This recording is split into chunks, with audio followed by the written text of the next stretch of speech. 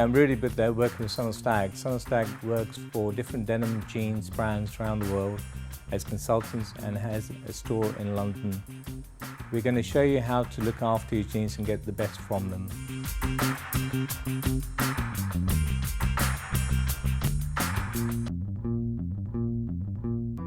I'm going to show you how to fade jeans.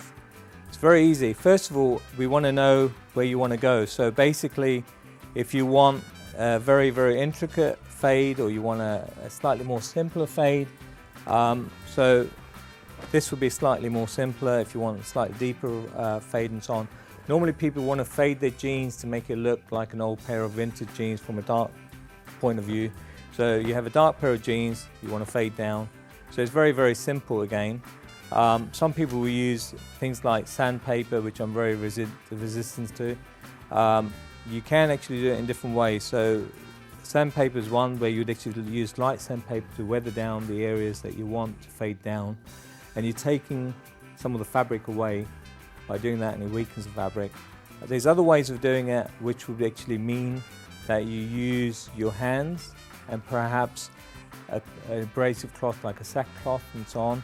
You wet the jean and you'd actually work it like a glove with the sackcloth on it, and you weather it down.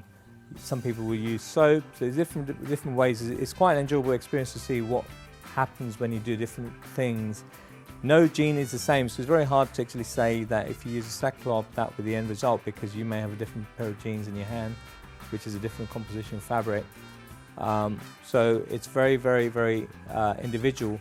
But the idea is that you work out roughly where you want the fading to happen. Normally around the knees is a key point, around the pocket area, the inside of your bottom leg.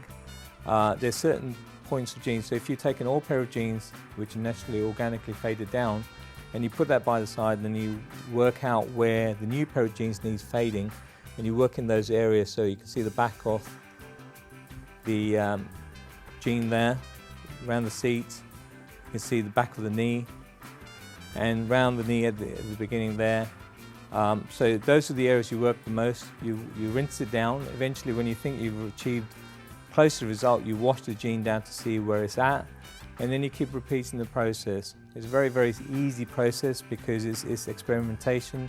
Make sure you use a pair of jeans that you're not too bothered about, because if it's a very expensive pair of jeans and you get it wrong, you won't be very happy. And that's how you fade a pair of jeans.